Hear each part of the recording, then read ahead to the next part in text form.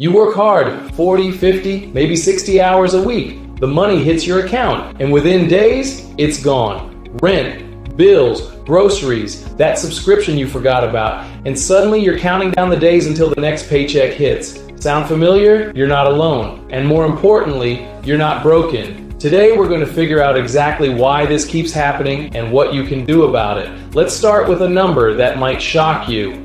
According to a recent study, 63% of Americans are living paycheck to paycheck. That's nearly 2 out of every 3 people. But here's the part that really surprised me. This isn't just people working minimum wage jobs. This includes people making 6 figures, doctors, engineers, people who by all accounts should be financially comfortable. So if you're sitting there thinking, maybe I just need to earn more, hold that thought. Because earning more doesn't automatically solve this problem. I want you to understand something right now. If you're stuck in this cycle, it doesn't mean you're bad with money. It doesn't mean you're lazy or irresponsible. What it means is that you're caught in a system that most of us were never taught how to navigate. Nobody sits us down in high school and says, here's how to actually manage your paycheck. We just figure it out as we go, and most of us figure it out the hard way. The paycheck to paycheck trap is real. It's stressful, and it keeps you one car breakdown, one medical bill, one surprise expense away from financial disaster. But here's the good news. Once you understand how the trap works, you can escape it. So why does this keep happening? After looking at hundreds of cases, talking to financial advisors, and honestly examining my own mistakes, I've found there are 3 core reasons people stay trapped. Let's break them down. Reason number 1, lifestyle creep. This is the silent killer of financial progress. Here's how it works. You get a raise. Let's say you go from making $50,000 to $60,000 a year. That's an extra $10,000. You'd think you'd feel that difference, right? But instead, something strange happens. You upgrade your apartment, you start eating out more, you finance a nicer car because now you can afford the payment, and before you know it, that extra $10,000 is already spent. You're making more money, but you don't feel any richer. This is lifestyle creep, and it's why making more money alone won't fix the problem. If your expenses rise at the same rate as your income, or faster, you are just running faster on the same treadmill. Reason number 2, credit card dependence. Credit cards are useful tools, but for people living paycheck to paycheck, they become a trap. Here's the pattern. You run out of money 3 days before payday. You need groceries, so you put it on the card. You tell yourself, I'll pay it off next month. But next month, the same thing happens. Plus, now you have interest charges. So you pay the minimum, which mostly covers interest, and the actual balance barely moves. Before long, you're carrying a balance of $5,000, $10,000, sometimes more. And every month, a chunk of your paycheck goes just to keeping that debt alive. This is the credit card trap. You're not using credit to build wealth or earn rewards. You're using it to survive until the next paycheck. And that interest, that's money you'll never get back. Reason number 3, no emergency savings. This is the big one. Most financial experts will tell you that you need 3 to 6 months of expenses saved.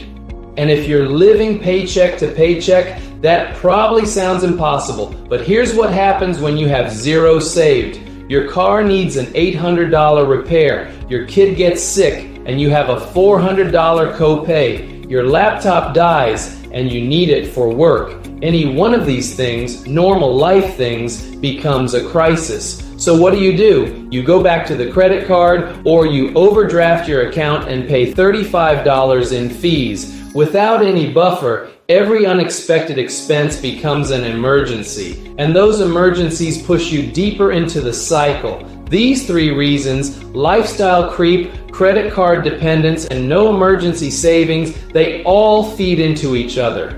It's a cycle, and the longer you're in it, the harder it feels to break out. Okay? So, now you understand the problem. You can probably see yourself in one or all of these patterns. The question is, what do you do about it?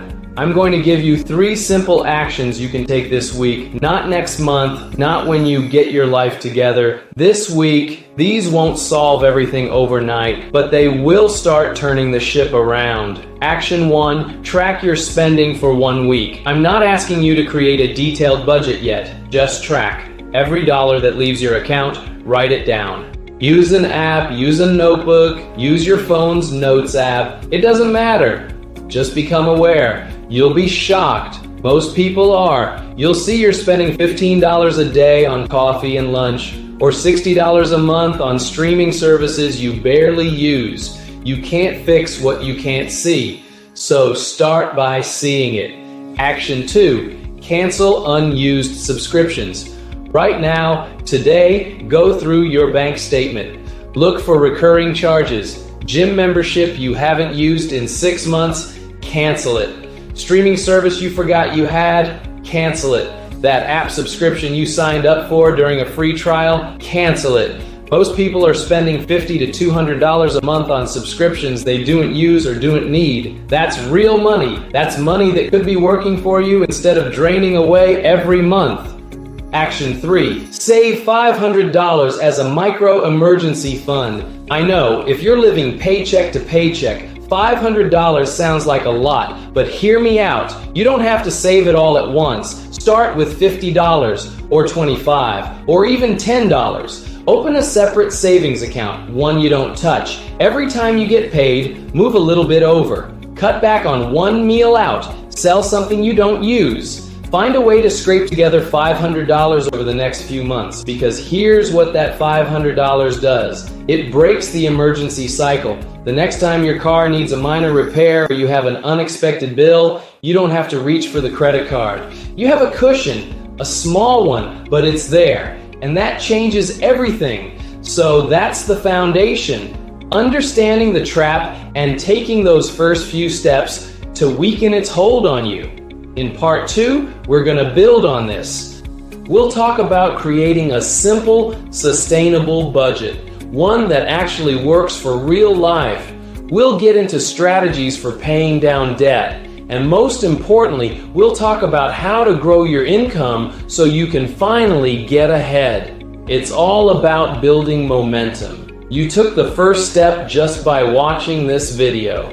Now, go take the next one. Click the link to watch part 2 and make sure you subscribe so you don't miss future videos. Thanks for watching. Welcome back. In part 1, we talked about why so many people are stuck living paycheck to paycheck. We covered lifestyle creep, credit card dependence, and the lack of emergency savings. And I gave you 3 actions to take right away. Track your spending, cancel unused subscriptions, and start building that $500 emergency fund. Now, if you've started those steps, you're already ahead of most people. But today, we're going deeper. I'm going to show you the complete system for breaking free. This is the step-by-step process that will move you from barely surviving to actually building wealth. Let's get into it. Breaking free from the paycheck to paycheck cycle isn't about willpower. It's about systems. If you rely on motivation alone, you'll fail.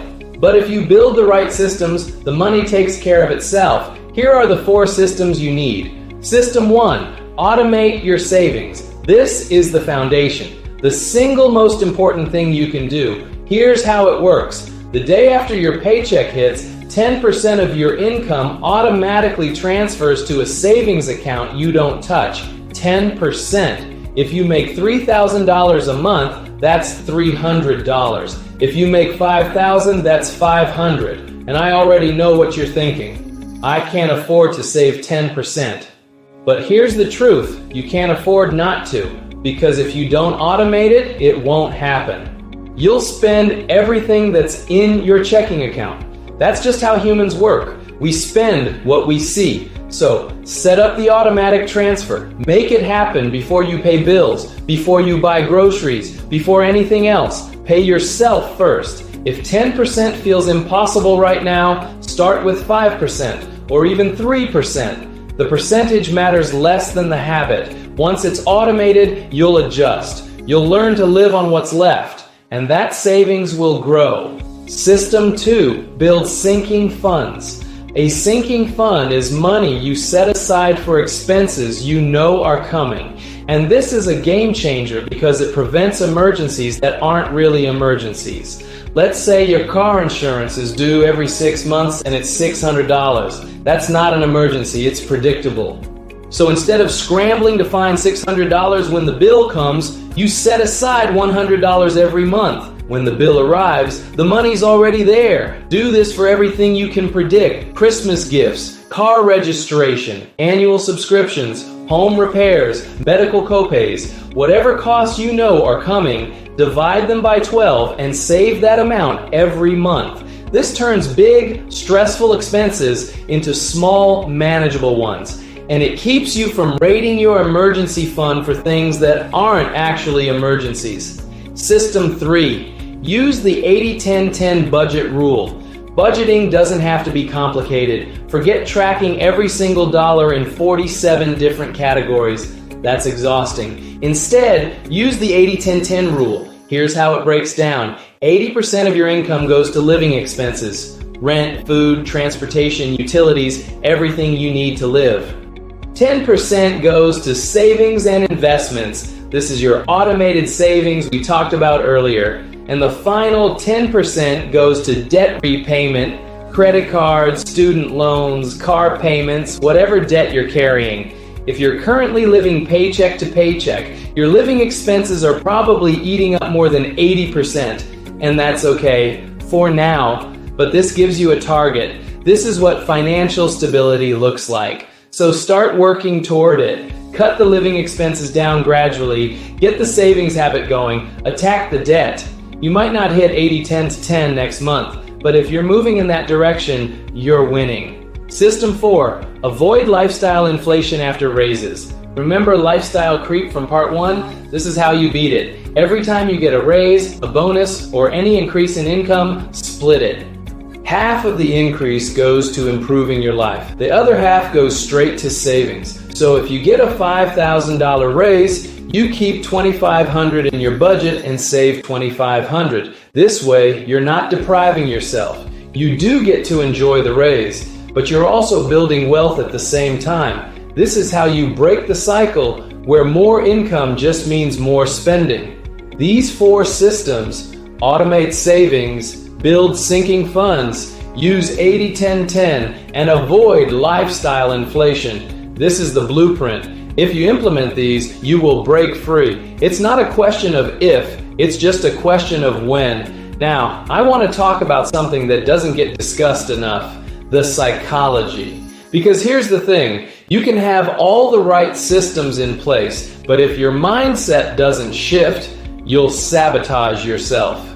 Shift number 1, detach your identity from spending. A lot of us use spending to prove something. We buy things to show we've made it, to signal success, to keep up with friends or coworkers. We tie our self-worth to what we drive, where we live, what we wear. That's a trap, because the more you spend to prove your worth, the less wealth you actually build. And real wealth isn't about looking rich. It's about having options. It's about not panicking when the check engine light comes on. So start separating who you are from what you buy. Your value isn't in your car or your apartment or your clothes. It's in your skills, your character, your relationships. Once you internalize that, spending stops having power over you. Shift number 2, learn to say no to social pressure. This is hard. Your friends want to go out to an expensive restaurant. Everyone's taking a trip you can't afford. You feel the pressure to say yes because you don't want to be left out. But here's what I've learned. Real friends don't disappear because you can't spend money. And if they do, they weren't really your friends. You can say, I'm trying to save right now. Can we do something cheaper? Or, I'm going to sit this one out. Most people will respect that, and the ones who don't, that's their problem, not yours. You're not being cheap. You're being smart. There's a huge difference. Escaping the paycheck-to-paycheck trap is possible. It's not easy. It requires discipline, patience, and a willingness to go against what everyone around you is doing. But it's possible. Start small. Automate that first 10%. Track your spending. Build your $500 buffer, and then keep going. One system at a time, 1 month at a time. This isn't about perfection, it's about progress. And every single step you take moves you closer to freedom, financial freedom, the freedom to breathe, the freedom to choose, the freedom to stop worrying about the next paycheck. This is how you win.